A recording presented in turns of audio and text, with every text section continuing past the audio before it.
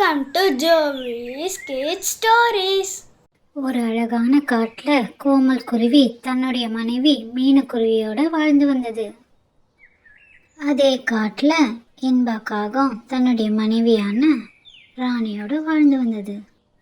ரெண்டு காகங்களும் ரொம்பவும் சோம்பேறியாக இருந்தாங்க. மாமரத்துக்கு மேலே கூட்டை கட்டி அந்த மாம்பழங்களையே பறித்து சாப்பிட்டுக்கிட்டு சோம்பேறித்தனமாக அதே இடத்துலையே வாழ்ந்துக்கிட்டு இருந்தாங்க.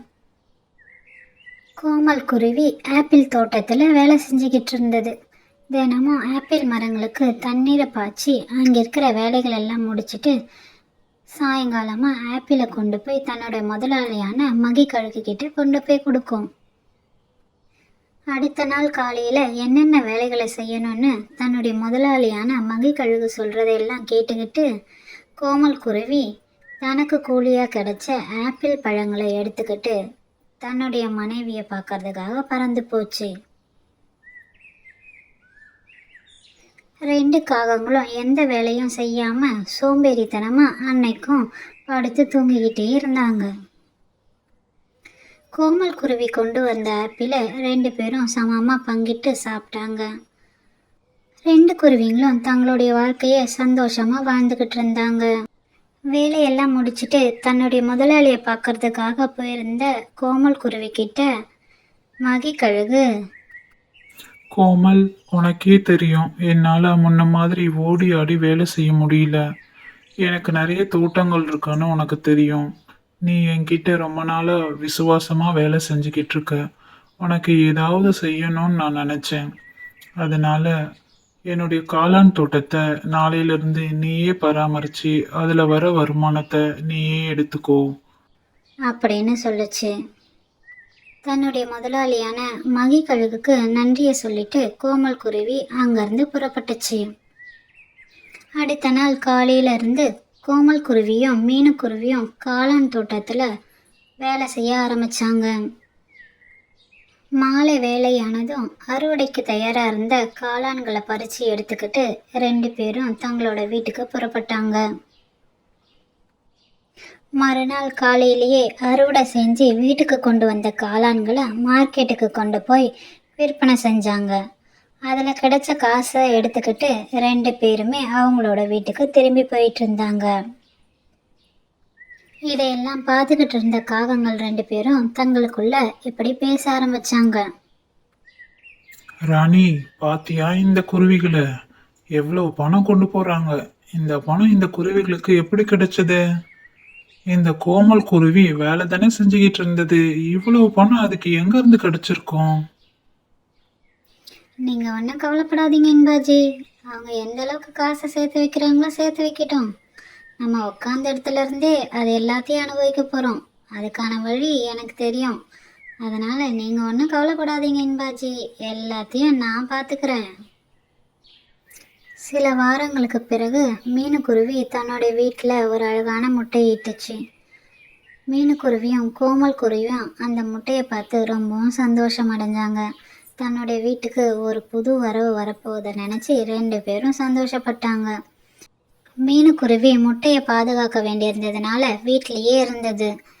கோமல் குருவி மட்டும் தனியாக காளான் தோட்டத்துக்கு போயிட்டு காளான் பயிர்களுக்கு தண்ணீரை பாய்ச்சிட்டு அன்னைக்கு என்னென்ன வேலையோ அந்த வேலைகள் எல்லாம் முடிச்சுட்டு அன்னைக்கு அறுவடையான காளானுங்களை ஒரு கூடையில் எடுத்து வச்சுது. கூடையில் எடுத்து வச்ச காளான்களை மார்க்கெட்டுக்கு கொண்டு போயிட்டு விற்றுட்டு அதில் வந்த காசில் ஒரு அழகான நெக்லஸை வாங்குச்சு. அந்த நெக்லஸை எடுத்துக்கிட்டு மீனுக்குருவி கிட்ட காட்டுறதுக்காக பறந்து போய்கிட்டு இருந்தது.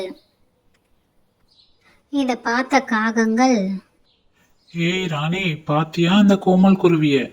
அன்னைக்கு என்னடான்னா பணத்தை கட்டுக்கட்டா எடுத்துட்டு போயிட்டு இருந்தது, இன்னைக்கு நெக்லஸ் எடுத்துட்டு போயிட்டு இருக்குது. இந்த நெக்லஸ் எங்க இருந்து வந்தது இந்த கோமல் குருவிக்கு? அட கவலைப்படாதீங்க இன்பாஜி, இந்த நெக்லஸ் என்ன, அந்த பணம், அந்த வீடு எல்லாத்தையும் எப்படி நம்ம வசப்படுத்தணும்னு எனக்கு தெரியும். அதுக்கான ஐடியாவும் என்கிட்ட இருக்குது. நீங்கள் ஒன்றும் கவலைப்படாதீங்க. இது எல்லாமே நம்மளுக்கு தான் சொந்தமாக போகுது. மீனு, உனக்காக நான் என்ன வாங்கிட்டு வந்திருக்கேன்னு பாத்தியா? அழகான நெக்லஸ். இதை உனக்காக தான் வாங்கிட்டு வந்தேன். உனக்கு பிடிச்சிருக்கா? எனக்கு ரொம்ப பிடிச்சிருக்கு கோமல். நீங்கள் வாங்கிட்டு வந்த நெக்லஸ் ரொம்ப அழகாக இருக்குது. நீங்கள் எது வாங்கிட்டு வந்தாலும் எனக்கு ரொம்ப பிடிக்கும். அடுத்த நாள் காலையில் கோமல் குருவி வேலைக்கு போனதும் மீனுக்குருவி சமைக்க ஆரம்பிச்சது. மீனுக்குருவி இந்த பக்கம் திரும்பி சமைச்சிக்கிட்டு இருக்கும்போது ராணிக்காகவும் ஜன்னல் வழியாக வந்து அந்த நெக்லஸை பார்த்தது. மீனுக்குருவி சமைக்கிறதுலேயே மும்பரமாக இருந்ததுனால அந்த சமயத்தை பயன்படுத்தி ராணிக்காகவும் அங்கிருந்த நெக்லஸை எடுத்துக்கிட்டு பறந்து போயிடுச்சு. நெக்லஸை அங்கேருந்து எடுத்துகிட்டு வந்த ராணிக்காகவும் இன்பா காகத்துக்கிட்ட, இன்பாஜி, நான் தான் உங்களுக்கு முன்னாடியே சொன்னேன்ல, என்னதான் அந்த குருவிங்க கஷ்டப்பட்டு உழைச்சாலும் அதில் கிடைக்கிற பணமும் நகையும் நமக்கு தான் சொந்தமாகும்னு. பார்த்தீங்களா என்னோட சாமர்த்தியத்தை? வேலையை முடிச்சுட்டு வீட்டுக்கு வந்த கோமல் குருவி மீனுக்குருவி அழுதுகிட்டு இருக்கிறத பார்த்துட்டு, என்ன மீனு, என்ன ஆச்சு? எதுக்காக அழுதுகிட்டு இருக்கிற? என்னன்னு சொல்லு மீனு. கோமல், நீங்கள் ஆசையாக வாங்கி கொடுத்த நெக்லஸை காணோம். நான் வீட்டில் எல்லா இடத்துலையும் தேடி பார்த்துட்டேன், எங்கேயுமே இல்லை கோமல். கோமல் குருவி நெக்லஸை தேடுறதுக்காக பறந்து போய்கிட்டு இருந்தது. போய்கிட்டு இருக்கும்போது காகங்களோட வீட்டை பார்த்தது. காகங்கள் கிட்ட விசாரிக்கிறதுக்காக வந்தது. ராணி காகத்தோட கழுத்துல நெக்லஸ் இருக்கிறத பார்த்த கோமல் குருவி ராணி காகத்துக்கிட்ட, ராணி, இந்த நெக்லஸ் நான் மீனுக்காக வாங்கி கொடுத்தது. இது எப்படி உன்கிட்ட வந்தது? இந்த நெக்லஸை காணாம தான் மீனு அழுதுகிட்டே இருக்கிறா. தயவு செய்து இந்த நெக்லஸை கொடுத்துடு ராணி. கோமல் குருவி நெக்லஸை திருப்பி கேட்டதுனால கோபம் அடைஞ்ச காகங்கள் 2 பேரும் கோமல் குருவியை பயங்கரமா தாக்க ஆரம்பிச்சாங்க. கோமல் குருவியை தாக்கின காகங்கள் கோமல் குருவி மற்றும் மீனுக்குருவியை வீட்டை விட்டு துரத்திட்டு அவங்களோட வீட்டையும் அபகரிச்சு அங்கேயே வாழ ஆரம்பிச்சாங்க. காயமடைஞ்ச கோமல் குருவியையும் தன்னுடைய முட்டையையும் தூக்கிக்கிட்டு மீனுக்குருவி எங்கே போகிறதுன்னு தெரியாமல் தவிச்சுக்கிட்டு இருக்கும்போது தன்னுடைய காளான் தோட்டம் ஞாபகத்துக்கு வந்தது. தன்னுடைய காளான் தோட்டத்தில் மீனுக்குருவி தன்னுடைய முட்டையையும் கோமலையும் வச்சுட்டு அழ ஆரம்பிச்சது. இனி நான் என்ன செய்ய போகிறேன்னு தெரியலையே அப்படின்னு யோசித்த மீனுக்குருவி அதுகிட்ட இருந்த காளான்களை எல்லாம் வச்சு ஒரு அழகான காளான் வீட்டை அமைச்சது. அந்த காளான் வீட்டில் மீனுக்குருவியும் தன்னுடைய முட்டையும் கோமலும் வாழ்ந்து வந்தாங்க.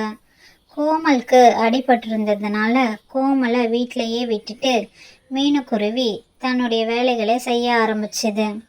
தினமும் காளான் தோட்டத்துக்கு போயிட்டு காளான்களுக்கு தண்ணி பாய்ச்சிட்டு காளான் தோட்டத்தில் உள்ள பயிர்களெல்லாம் பராமரிச்சுக்கிட்டு இருந்தது.